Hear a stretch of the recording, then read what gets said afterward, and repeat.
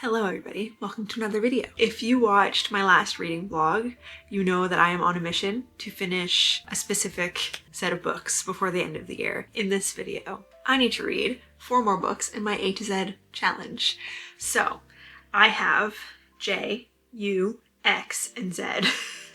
I'm surprised I have J. I also like to come into these videos with all of the books on hand to be like, hey, these are the 4 books I'm gonna read. If you're interested, stick around. I don't have them all yet, and I have a couple of options for X still, so I'm not gonna do that.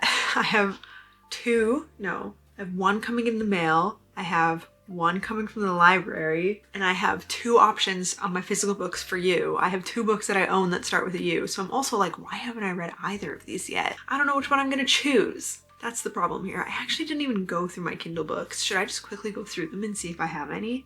Oh. Okay, so I have 2 physical books that start with U and 2 Kindle books that start with U.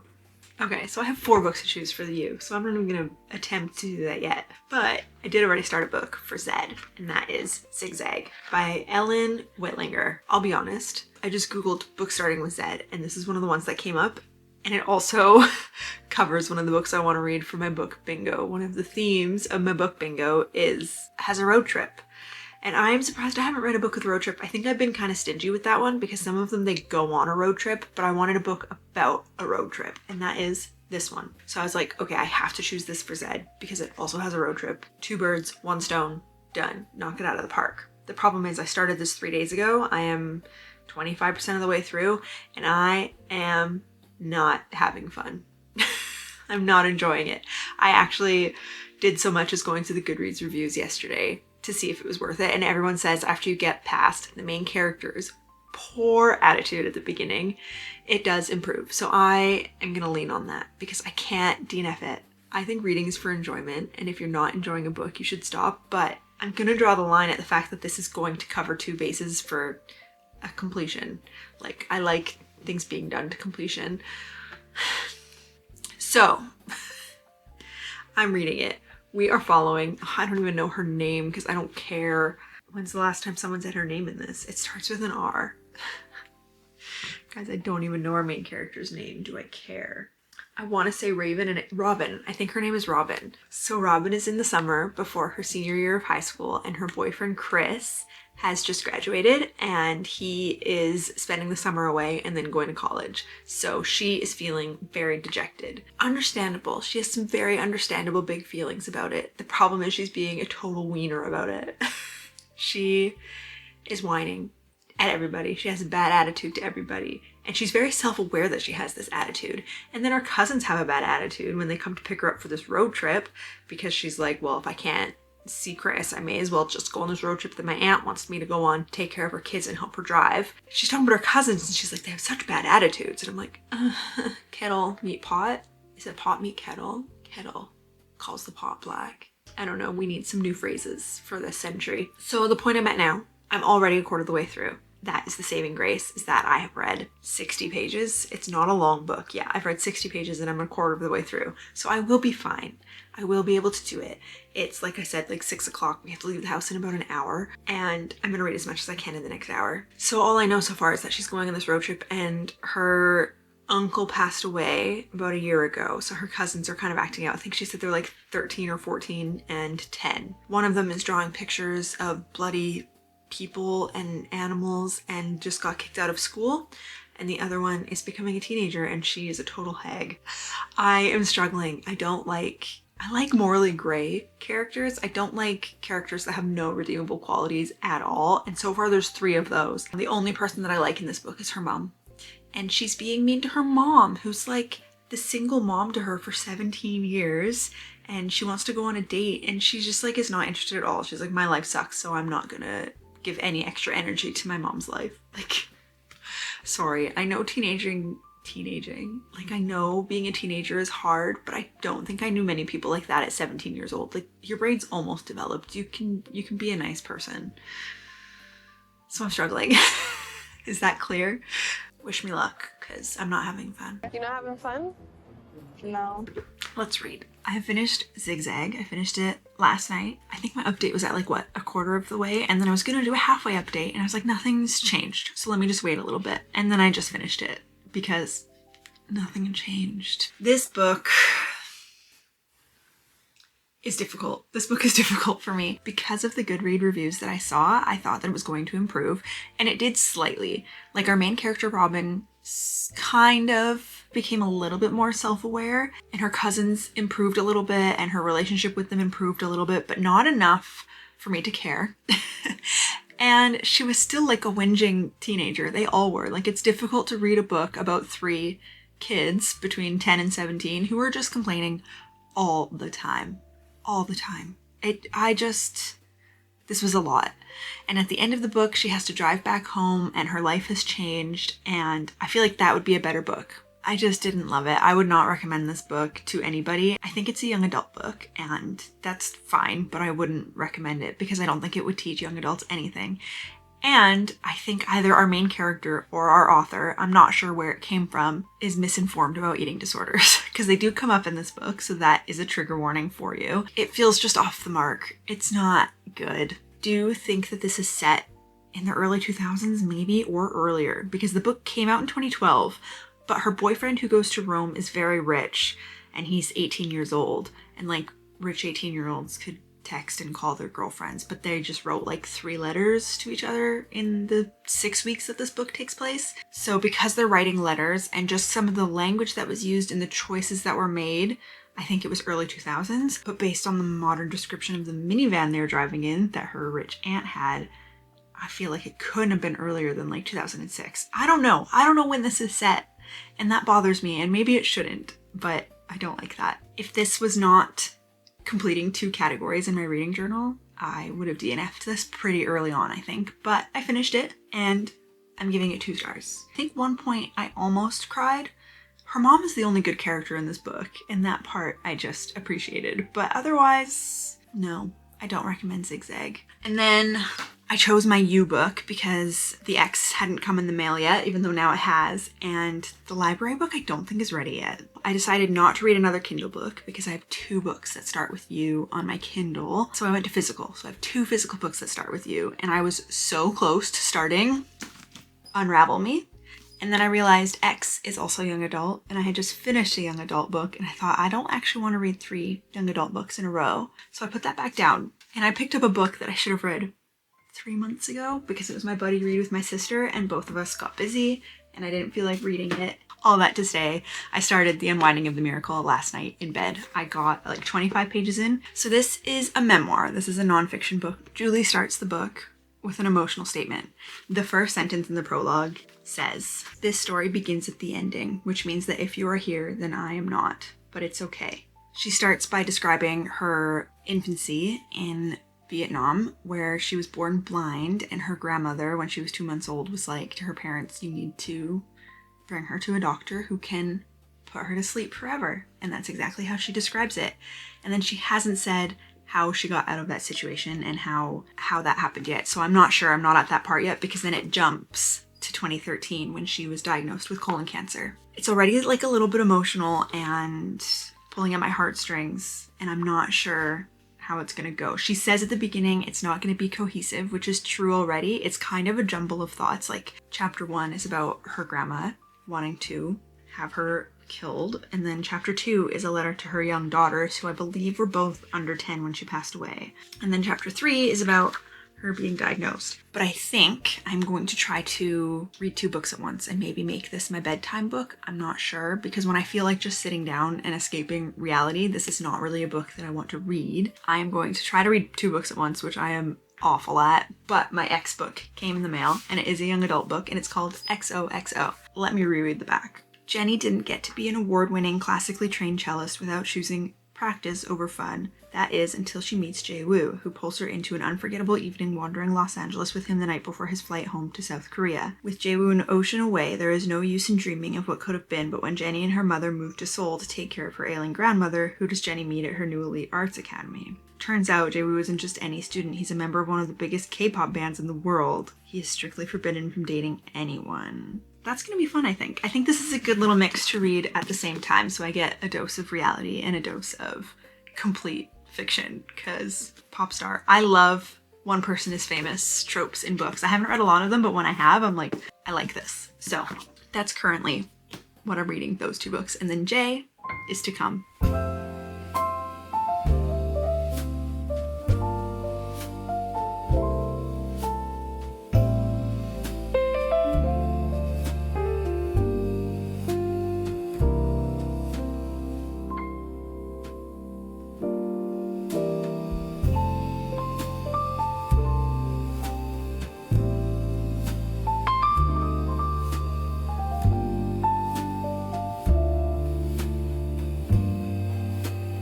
I'm like 11 chapters in, almost 100 pages, and this book is so cute. It's such a good book. I think if I read this in like middle school or high school, I would have absolutely been in love with it. I think our main character, who is just starting her senior year at school in Korea, is narrated like a regular high school senior. Like, I don't think she's acting too young like the last book we read. Completely the opposite side of the spectrum. She doesn't think she's owed anything and she acts totally mature. I read the synopsis too, so you kind of know what it's about, but we just got to the point where she is at her first day at school in Korea. It is going well. She has just seen the boy who she ran into in LA, and the beginning of this book where she meets him and they have their meet cute and they have their evening together is very movie coded. Like, I can just picture a rom-com starting that way and then them going their separate ways, and I think that it is wonderful.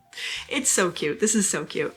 It's not deep or emotional or anything at this point, but it is very cute, and I am waiting to see what happens when he realizes that she's there, because she has texted him and he hasn't responded. But the first text he read, and then the next one was just delivered and never read. So I'm wondering if he changed his phone number. I don't know, because it says on the back he's not allowed to be with her. Because it's forbidden love, I think it just makes it that much more fun. It's 4 o'clock. I have volleyball at like 8:30. So other than taking a break to make and eat dinner, I will probably be reading this all night. So much for switching back and forth. I don't want to read the other book now. I just kind of want to read this one. So I'll try to keep my updates separate. I'm gonna keep going now.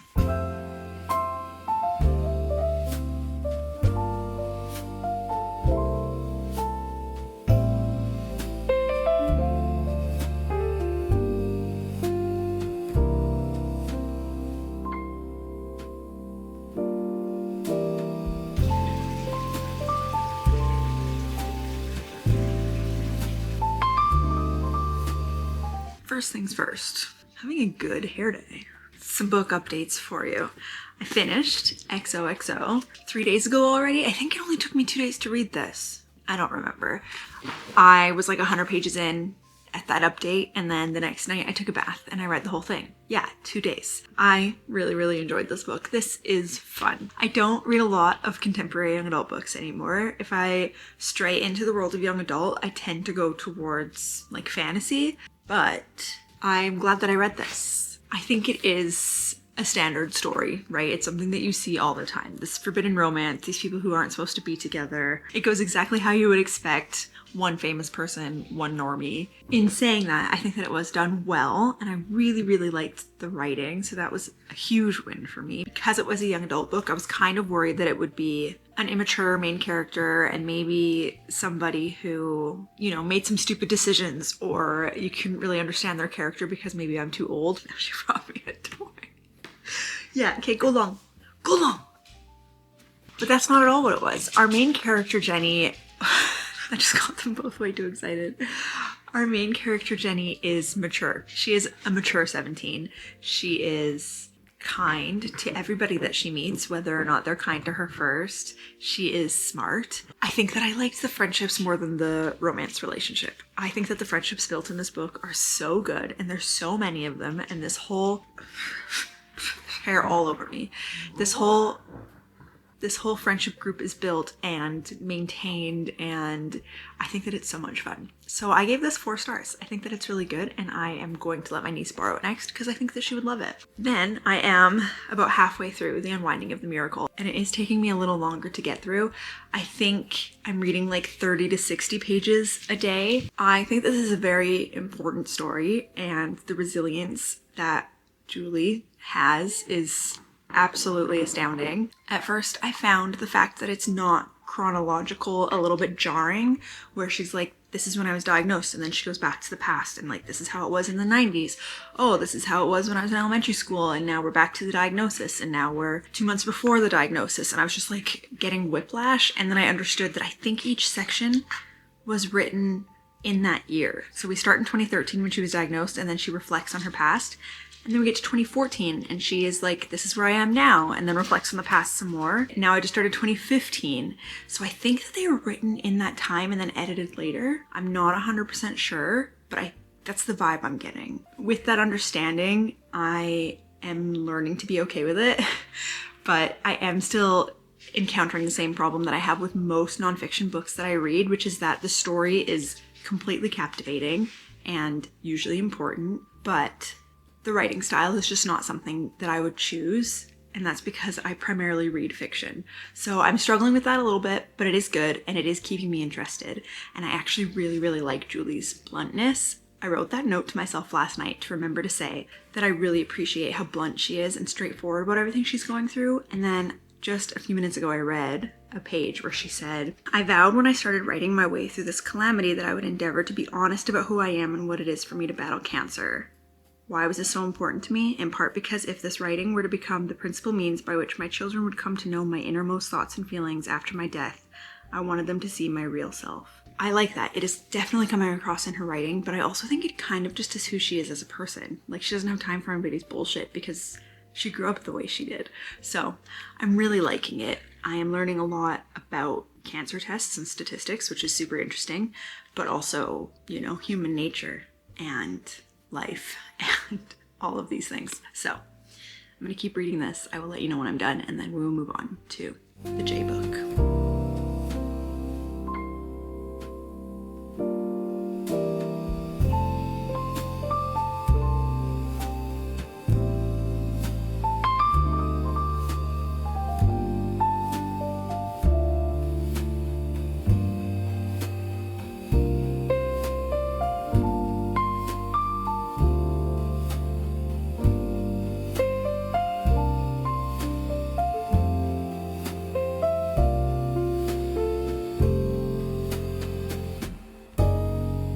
I finished The Unwinding of the Miracle last night. I'm going to start by saying that if you're my sister, maybe just skip through this because I don't want to sway your opinion in any way. I have some opinions about this book, and I don't actually fully know what they are. I went on to Goodreads to mark it as read, and I decided to read some reviews there, which I do every time I finish a book, just to kind of see if people agreed with me or didn't agree with me. And I will say that a lot of those reviews were very black or white. It was like 1 star or 5 star. And I think I'm sitting somewhere in the middle, in the gray area. I did learn from Goodreads that the reason it's not so connected in this story is because it is actually a series of blog posts that Julie put up, and then with the idea, I think, to put them into a book, because there is an editor's note at the end about her writing this book. So it kind of explains why it was a little bit everywhere to me. It's because each chapter, I think, is supposed to be a different blog post. I thought going into this book that there would be more about her childhood. It is really described as born blind in Vietnam, she narrowly escaped euthanasia by her grandmother, only to flee with her family the political upheaval, loaded into a rickety boat with 300 other refugees. Like, it really starts by describing that, and there is not a lot about that part of her life in this book. It is very much in the crux of her diagnosis and what living with cancer in the final years of her life is like. It's the raw experience of what she thinks her husband and children's life will look like after she dies, and it is very raw. It is hard to read some of those parts and know that she's like, I'm doing everything I can to set them up for this time in their life, but I can't help their emotions because I won't be there. And that part is the most authentic part of this book. I don't know. I really like that it starts with a letter to her daughters and it ends with a letter to her husband. I think that the letter to her husband is the most beautiful part of the book. And actually, the epilogue is a letter written by her husband, and I think that is the most beautiful part of the book, which is very interesting. I think that I just maybe don't personally relate to this turmoil that she's going through. 1, because I've never experienced an illness, and 2, because I'm not a mother, and those are the 2 biggest parts of the book. So maybe that's why I didn't relate to it. But on the other hand, she makes a lot of generalized statements about other people fighting cancer, and honestly, she like criticizes them and makes these judgments that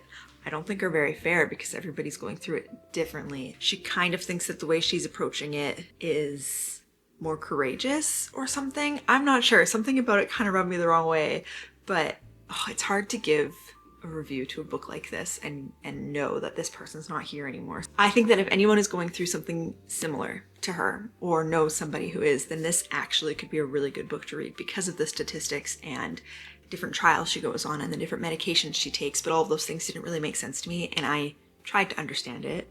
And I'm glad that I read this book. I would say I don't read a lot of nonfiction. I don't read a lot of memoirs, so I can't really compare it to lots. I'm not going to give a rating to this book. I don't know if I never will, or if just right now I need to sit on it a little bit longer to decide, or if it's because I'm feeling guilty because it might not be a high rating. There are some beautiful statements in here and some things that she says that I think are really important. So I'm not discrediting the book. I think it's a good book. I think it's an important book. It's just maybe not what I expected. So I went in with different expectations than what there was, and that's just an unfortunate thing. So I'm done that, and now for the last book of this video, I have to read a book starting with J, and I have chosen Juniper Hill by Daphne Perry. I read the first book, which is Indigo Ridge, probably like almost 2 years ago, a year and a half at least, on my Kindle. I think that when I got my Kindle, it was one of the first books that I read, so I don't remember a lot, but I think that was the one with the detective who moves to a new town and falls in love with someone there. I don't know what this is about, but I knew that I liked the writing and I liked the story and I wanted to continue it, so I'm going to do so.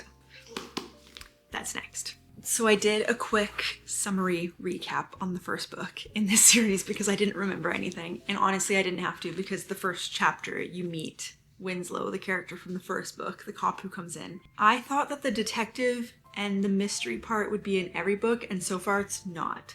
So I'm only a few chapters in. I'm like, yeah, I've read 50 pages, and we are following Memphis, who is a single mother to an 8-week-old, and she just moved to their town and is working for Eloise, one of the siblings from the first book, at a hotel being a housekeeper, and she comes from a very rich life, and I'm assuming, we don't know yet, but I'm assuming her dad kicked her out for getting pregnant, so now she is a housekeeper here, and living in a loft apartment in Knox's place. He is the second son. I think he said he's 30.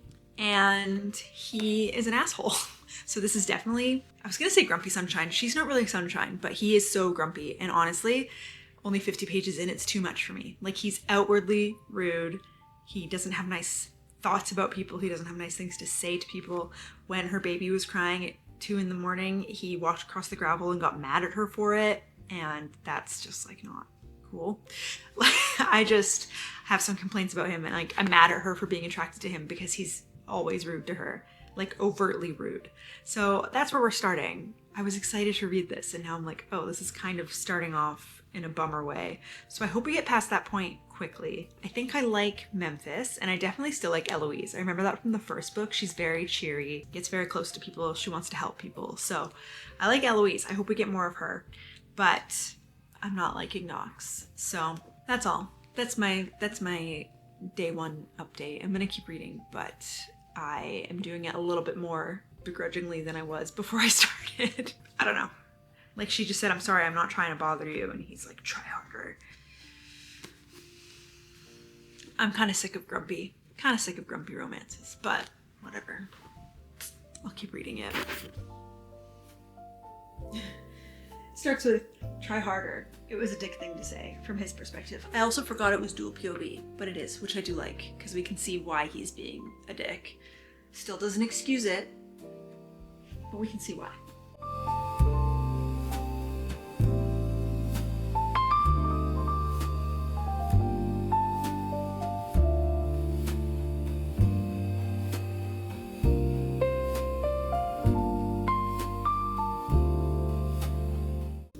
He's going to apologize.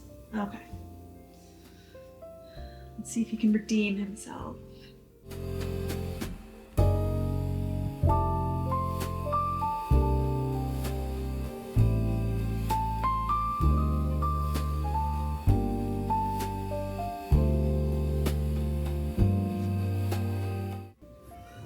You didn't apologize. You didn't apologize. And you realized it.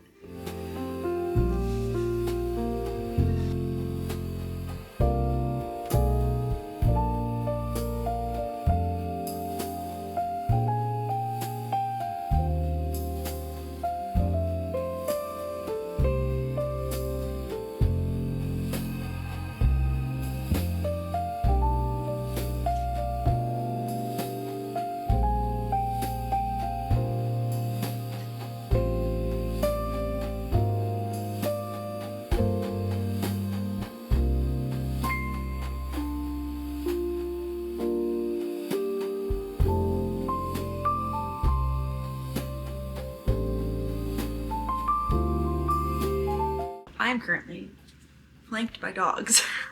Dream come true. I got about 2/3 of the way through the book. I'm on chapter 16, and my thoughts have changed a little bit for the better, which is good. I think I've continued to like Memphis. She is a great main character. She is a very strong woman, strong to not bow to her father's will just for money, even though she came from a very well-off life, and now she has to make ends meet for herself. Very strong to move across the country into a new city to work and give her son the best life she can, and to make that drive with the 2-month-old baby. She's a wonderful main character. She thinks things through. She doesn't make stupid decisions. I really, really like her as a main character. Knox has grown on me. Turns out he's not grumpy. He's not a dick. He was only mean to her, which is rare, I think, actually. He's nice to everybody else, even people he doesn't know. And I think in romances, when you have the grumpy character, he's kind of rude to everybody until you crack his shell, but he was only rude to her because he liked her, which is, saying it out loud, that sounds awful. And I don't like it. The fact that you can turn on this dickish attitude because the other option is not being able to constrain yourself with lust. Like, I don't love that. But he's a better character with all of that taken into consideration. Now that they like each other, they've admitted that they like each other, and now the plot is, you know, trying to last through the hurdles life throws at you, like many romances are. So I'm liking it better. I still like his family. I like the small town romance. The one thing missing that other small town romances have is the friendship aspect. Neither of them are ever really seen with friends, which is so weird. I love that part of small town romances, when someone comes in or they're already established there and they have like this big group of friends. There's none of that. She doesn't even have a girlfriend that she can confide in right now. You okay? I hate the name of his restaurant. It is Knuckles. I don't like it. Every time I read it, I cringe. I don't know, I haven't read a lot of small town romances this year, but I think I would put this in like second place. Like Elsie Silver takes home the gold for small town romances. She just does. So this is a second place, I would say. I'm enjoying it. I can't stop reading. Like I only started this book yesterday, so that's a testament to how good it is too. I'm hoping I can finish it before I start work this morning. So that means I'm liking it. As much as my brain is like, why are you liking it? You have nothing to talk about because nothing's happening. But I am enjoying it. And it's nice to read a book knowing that the two main characters will get together. And it's the right season for this. She arrived to the town in early September, and now we're at the end of November. So that is perfect. She's like, oh, people are starting to set up for Christmas early. And I'm like, yes, because it is mid-November here. That is perfect. So hopefully finish that today. And then I will let you know my final thoughts and a rating, even though at this point I have no idea what my rating is. I need something to happen a little bit bigger because the first book had such a good side plot and this one is kind of lacking compared. But alas. I finished Juniper Hill today, so it took me 2 days to read this book, which, huge win. That's always a huge win. But I also think that's pretty common for like 300-page contemporary romance books. Let's elaborate a little bit and add to my last update. The communication between Knox and Memphis, I like can't get over their names, but the communication between our two main characters is wonderful throughout this book. I can tell you, third act conflict is not miscommunication. I feel like miscommunication is so rampant in romance books, and I am just glad that it doesn't exist here. Their communication is wonderful. They share their feelings with one another, they share their thoughts with one another, and I think that is huge. I think I'm gonna move locations. Okay, let's hope that's a little bit better. I'm like a tiny bit backlit, aren't I? Yeah, communication. I think I said everything about that though. After my last update, which was like, what, the 2/3 mark, the climax subplot finally came to fruition, and that kept me hooked. It was really good. I would say maybe it was a little far-fetched and like Hallmark movie level, but it did keep me invested in the story, but also because there were a few little subplots and I actually didn't know which one was going to be the big thing. So many little things were happening and all of these little seeds were being planted, and then really only one of them came out, and I think that's really well done. It kept me hooked. I was so curious which one was going to happen. I was making guesses in my head, and I was mostly right, but totally in the wrong direction. I wouldn't say that they're my favorite romance couple that I've read in the past few years at all. I think book one is way better, but I think that's because I was expecting some kind of a mystery aspect, and it didn't have that. We ended this book learning that Talia will be the subject of book 3, so I'm very excited to finally have a sister instead of the 2 brothers we've had with the first 2 books. But I am most excited for Eloise's book, so I am going to keep going in the series. I had a good time. The writing is good. I read it in 2 days. Like, it's not a bad book, but I did only rate it a 3.5 stars. That's like pretty standard for contemporary romance for me. I think Elsie Silver might be the only one who's gotten higher than that, if I'm being honest. So I'm not surprised by that. I enjoyed it, and it means that I am finished a book from every letter of the alphabet. A to Z challenge. Look at that. All filled in. This is like my least aesthetic reading journal page, but I'm finished. So I am ending on a happy note. I am very glad that I continued a series and to know that my library has these books, because they don't carry things that I expect them to, and then they do carry things that I don't expect them to. Anyway, thanks so much for watching. I am immediately going to turn off the camera and then start filming for another reading vlog for a couple of weeks from now, so be sure to come back if you want to see that. Thanks. Bye.